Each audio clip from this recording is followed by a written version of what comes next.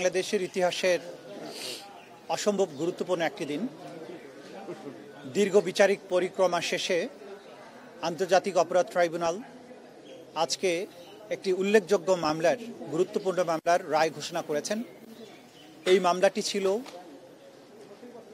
সাবেক প্রধানমন্ত্রী শেখ হাসিনা, সাবেক স্বরাষ্ট্রমন্ত্রী আসাদুজ্জামান খান কামাল এবং সাবেক পুলিশ প্রধান চৌধুরী আবদুল্লাহ আল মামুনের বিরুদ্ধে 2024 সালে জুলাই অভ্যুত্থানের সময়ে সংঘটিত বাংলাদেশে যে মানবতা বিরোধী অপরাধ সেটার দায়ে তাদের বিরুদ্ধে মামলাটি দায়ের করা হয়েছিল। তাদের বিরুদ্ধে এই মামলার বিচার কার্য চলাকালীন সময়ে মোট 5টি অভিযোগ গঠন করা হয়েছিল। আজকে চূড়ান্ত রায়ের পর্বে এসে আদালত এই 5টি চার্জকে 2টি চার্জে রূপান্তর করেছেন এবং প্রত্যেক চার্জের মধ্যে 3টি করে কাউন্ট দিয়ে 6টি কাউন্ট তৈরি করে আলাদাভাবে আজকে বিচারের রায় ঘোষণা করেছেন। প্রথম চার্জে আসামি শেখ হাসিনাকে দোষী সাব্যস্ত করে আমৃত্যু কারাদণ্ড দেওয়া হয়েছে। দ্বিতীয় চার্জে আসামি শেখ হাসিনাকে দোষী সাব্যস্ত করে মানবতা বিরোধী অপরাধের দায়ে 2024 সালের জুলাই অভ্যুত্থান চলাকালে বাংলাদেশে ছাত্র জনতাকে লিথাল ওয়েপন, হেলিকপ্টার, ড্রোন ব্যবহারের মাধ্যমে নিষ্ঠুরতম পন্থায় 1400-র মতো ছাত্র জনতাকে হত্যা এবং 25,000-এর বেশি ছাত্র জনতাকে আহত করার দায়ে, মোর স্পেসিফিক্যালি আশুলিয়াতে 6 জনকে হত্যা করে পুড়িয়ে দেয়া, চানখারপুলে 6 জনকে হত্যা করার মাধ্যমে যে অপরাধ করেছেন সেটার দায়ে তাকে দোষী সাব্যস্ত করে মৃত্যুদণ্ড প্রদান করেছেন। অপর আসামি আসাদুজ্জামান খান কামালকে 2টো কাউন্টেই দোষী সাব্যস্ত করে তাকে মৃত্যুদণ্ড প্রদান করেছেন। আসামি চৌধুরী আবদুল্লাহ আল মামুন সাহেবকে সবগুলো কাউন্টেই দোষী সাব্যস্ত করা হলেও তিনি যেহেতু রাজসাক্ষী হিসাবে আদালতে মামলার ভেতরের সবচাইতে গুরুত্বপূর্ণ ইভেন্টগুলো সাক্ষী হিসাবে আদালতের সামনে তুলে ধরেছেন, আদালতকে সত্য উদ্ঘাটনে সাহায্য করেছেন, সেই জন্য তার ব্যাপারে আদালত লিনিয়েন্ট ভিউ নিয়ে তাকে 5 বছরের কারাদণ্ড দিয়েছেন, যদিও তাকে সকল কাউন্টেই দোষী সাব্যস্ত করা হয়েছে। আমরা আজকে প্রসিকিউশনের পক্ষ থেকে আমাদের অনুভূতি হচ্ছে অবিমিশ্র।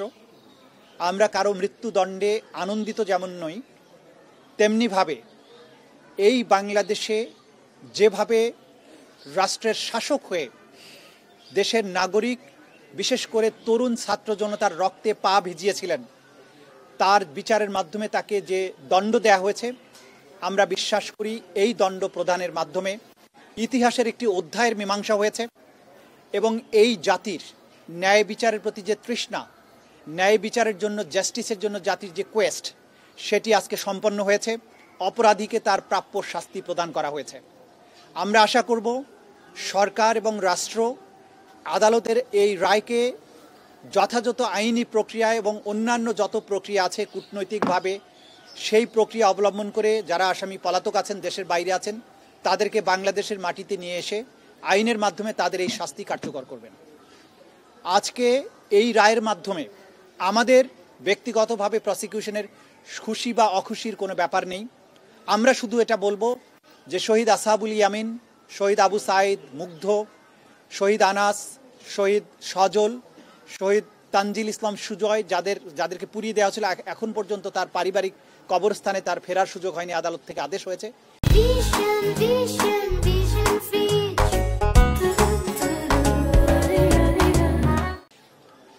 শহীদ রিয়া গোপ, শহীদ নাইমা সুলতানা, শহীদ আহাদ সহ বাংলাদেশের যে 1400 তরতাজা তরুণ প্রাণ এই স্বৈর শাসনের অবসানের জন্য জীবন দিয়েছেন, তাদের পরিবারে যদি সামান্য একটু স্বস্তি আসে, সেটি আজকের এই প্রসিকিউশনের প্রাপ্তি।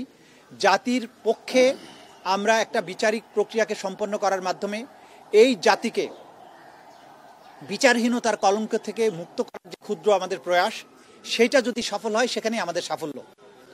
আমরা মনে করি এই রায়টি কোনো ধরনের কোনো অতীতের প্রতিশোধ নয়, এটি হচ্ছে জাতির প্রতিজ্ঞা ন্যায় বিচার প্রতিষ্ঠার জন্য, এটা হচ্ছে জাতির কোয়েস্ট ফর জাস্টিস। এই রায় প্রমাণ করেছে অপরাধী যত বড় হোক, যত ক্ষমতাশালী হোক, সে আইনের ঊর্ধ্বে নয় এবং বাংলাদেশ এমন একটি রাষ্ট্র যেখানে যত বড় অপরাধী হোক তার অপরাধের জন্য তাকে জবাবদিহিতার মুখোমুখি হতে হবে এবং তার প্রাপ্য শাস্তি পেতে হবে।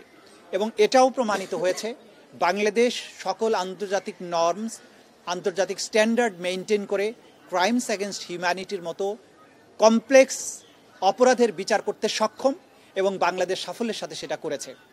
আমরা এটাও একই সাথে বলতে চাই যে কোয়ালিটি অফ এভিডেন্স এখানে দেখানো হয়েছে, যে ধরনের সাক্ষ্য প্রমাণ এই আদালতে উপস্থাপিত হয়েছে, বিশ্বের যে কোনো আদালতের স্ট্যান্ডার্ডে এই সাক্ষ্য প্রমাণগুলো উতরে যাবে এবং পৃথিবীর যে কোনো আদালতে এই সাক্ষ্য প্রমাণ উপস্থাপন করা হলে আজকে যেসব আসামিকে শাস্তি প্রদান করা হয়েছে তারা প্রত্যেকেই একই শাস্তি প্রাপ্ত হবেন। আমরা আজকের এই রায় প্রক্রিয়া সমাপ্ত হওয়ার মাধ্যমে আমাদের একটা দীর্ঘ আইনি লড়াইয়ের সমাপ্তি হয়েছে, যদিও আরও অনেকগুলো মামলা বিচারাধীন রয়েছে। যারা এই মামলাকে আজকের দিন পর্যন্ত নিয়ে আসার ব্যাপারে যারা ভূমিকা পালন করেছিলেন, বিশেষ করে আমাদের ভিকটিম পরিবার, তারা তথ্য দিয়েছেন। আহতরা, সাক্ষীরা তারা আদালতে এসে কষ্ট করে সাক্ষী দিয়েছেন। প্রসিকিউশনের বিজ্ঞ প্রসিকিউটররা যারা আমাকে এই মামলা পরিচালনায় সাহায্য করেছেন, তদন্ত সংস্থা যারা বাংলাদেশের 56,000 বর্গ মাইলের বিভিন্ন জায়গা থেকে এভিডেন্সগুলো কালেক্ট করেছেন, বাংলাদেশের আপামর জনগণ যারা এই বিচারের জন্য প্রসিকিউশন টিমকে সমর্থন জুগিয়েছেন, সাক্ষ্য প্রমাণ আমাদেরকে সংগ্রহ করার ব্যাপারে সাহায্য করেছেন, সকলের প্রতি প্রসিকিউশনের পক্ষ থেকে আমরা গভীর কৃতজ্ঞতা জানাচ্ছি। সবশেষে শহীদ পরিবার, যাদের ক্ষতি কোনো কিছু দিয়ে পূরণ হবে না, তাদের সামনে অন্তত একটা ন্যায় বিচারের দৃষ্টান্ত স্থাপন করতে পেরেছি, এই জন্য তাদের প্রতি কৃতজ্ঞতা জানিয়ে আপনাদের সবাইকে ধন্যবাদ দিয়ে আমার কথা শেষ করছি।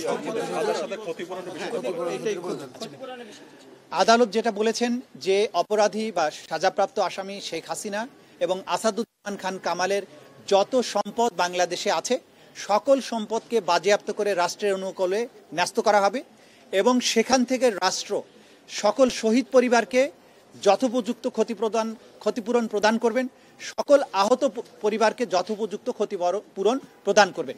এটা হচ্ছে ক্ষতিপূরণের ব্যাপারে আদেশ।